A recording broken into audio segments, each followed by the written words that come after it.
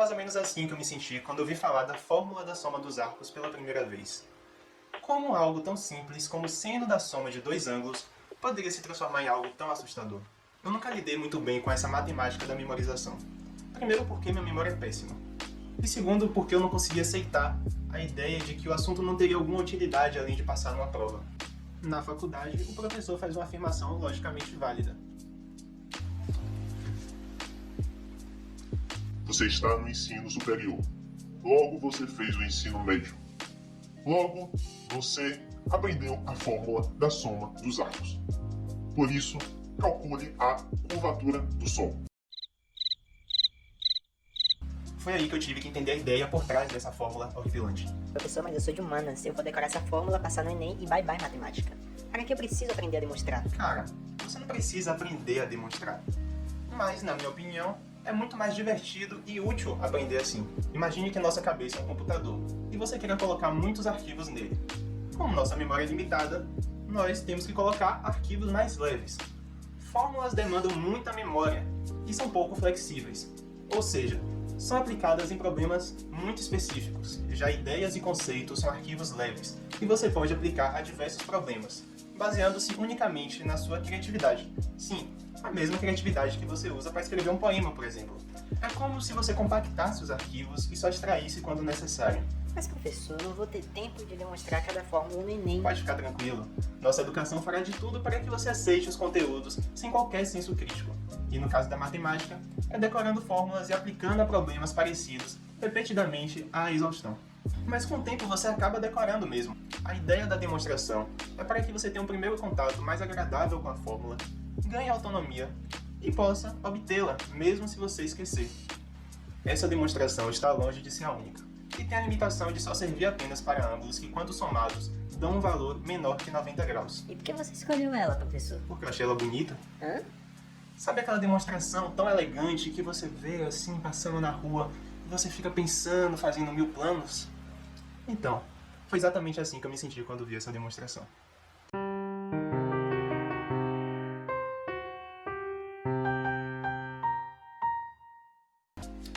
A demonstração da relação do seno da soma de dois ângulos com o seno e o cosseno desses ângulos individualmente abrirá novos horizontes para a gente na trigonometria.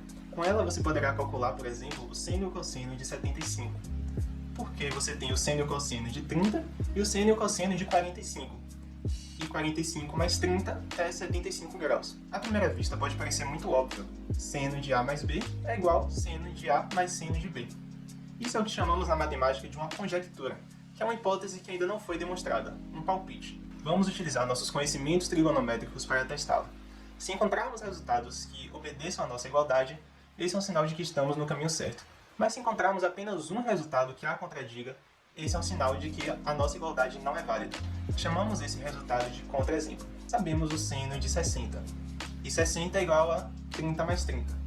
Então basta a gente verificar se o seno de 30 mais 30, que é 60, é igual ao seno de 30 mais seno de 30. O seno de 60 é raiz de 3 sobre 2. E o seno de 30 é 1 meio. Como a gente vai somar seno de 30 mais seno de 30, temos que raiz de 3 sobre 2 é 1. E obviamente raiz de 3 sobre 2 não é igual a 1, o que contradiz então a nossa hipótese inicial de fórmula. Eu recomendo aqui que você pause o vídeo e verifique se a igualdade cosseno de A mais B igual a cosseno de A mais cosseno de B é válida. Você deve ter verificado que essa igualdade também não é válida. Então, temos que tentar de uma outra maneira. Primeiro vamos retomar a definição de seno e cosseno. O seno de um ângulo é o cateto oposto dividido pela hipotenusa. Já o cosseno é o cateto adjacente dividido pela hipotenusa. Agora que conhecemos essas definições, eu quero apresentar a você o círculo trigonométrico. Esse que será o seu grande amigo na matemática. O círculo trigonométrico é um ótimo companheiro para se ter em mente, porque ele é um círculo com raio 1, e com ele podemos formar triângulos, cuja hipotenusa mede 1. Como a hipotenusa mede 1, o seno de um ângulo formado dentro do círculo trigonométrico vai ser o cateto oposto dividido por 1, ou seja, será o próprio cateto oposto. Já o cosseno será o cateto adjacente dividido por 1, ou seja, o próprio cateto adjacente. Vamos destacar esse triângulo do círculo trigonométrico e desenvolver a nossa demonstração. Tenha sempre em mente qual é o nosso objetivo. Nosso objetivo é encontrar uma relação para o seno de A mais B e para o cosseno de A mais B. Então vamos rotacionar o triângulo para que B apareça. Perceba que surge um triângulo embaixo do nosso triângulo original. Vamos então calcular os catetos desse triângulo. Sua hipotenusa é cosseno de A e, portanto, o seno de B é cateto oposto dividido por cosseno de A, o que resulta em seno de B vezes cosseno de A para o nosso cateto oposto. Da mesma forma, temos que cosseno de B é igual a cateto adjacente dividido pelo cosseno de A, e assim que o cateto adjacente é cosseno de A vezes cosseno de B. Podemos visualizar também um outro triângulo retângulo. Nesse, no entanto, não sabemos a princípio qual é o seu ângulo. Vamos tentar descobri-lo. Sabemos que os ângulos internos de um triângulo somam 180 graus. Sabemos também que um dos ângulos é B e o outro é 90 graus. Então, o ângulo que falta para completar 180 graus é 90 menos B.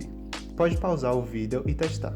Perceba também que esses ângulos devem somar 180 graus, porque eles fazem uma meia volta. Assim, temos que 90 menos B mais 90 mais alguma coisa é 180 graus. Portanto, o ângulo que queremos calcular mede B. Agora lhe peço para pausar o vídeo e calcular os catetos do triângulo da mesma forma que fizemos antes. Você verá que o resultado é: para o cateto adjacente temos seno de A vezes cosseno de B. Para o cateto oposto, seno de A vezes seno de B. Você já deve ter percebido que nosso objetivo esse tempo todo era fazer um retângulo. Então, vamos mais uma vez repetir o processo. Dessa vez, podemos facilmente perceber que os ângulos são alternos internos e, portanto, iguais. Chegamos na cereja do bolo. Veja que, quando calculamos o seno de A mais B, obtemos que ele mede exatamente o lado do nosso retângulo, ou seja, seno de A vezes cosseno de B, mais cosseno de A vezes seno de B. E quando calculamos o cosseno de A mais B, obtemos que ele mede o lado de baixo menos o lado de cima do nosso retângulo, ou seja, cosseno de A vezes cosseno de B, menos seno de A vezes seno de B. Veja quantos conceitos e ferramentas utilizamos: seno, cosseno, ângulos alternos internos, círculo trigonométrico. Teríamos perdido tudo isso se simplesmente tivéssemos decorado a fórmula. Não se preocupe se você não entendeu na primeira reprodução do vídeo ou na segunda. O importante é você trabalhar cada conceito que não ficou muito claro, procurar as definições por si próprio e tentar provar o que não ficou provado. Podemos fazer um outro vídeo sobre isso dependendo da necessidade. Para concluir, eu quero que você calcule o seno de 75 e o cosseno de 75, utilizando a fórmula que acabamos de demonstrar. Além disso, utilizando a imagem que eu deixo aqui, eu quero que você encontre a fórmula para o seno e o cosseno da diferença entre dois ângulos. Eu tento explicar porque esses ângulos indicados aqui são equivalentes. Agora é com você.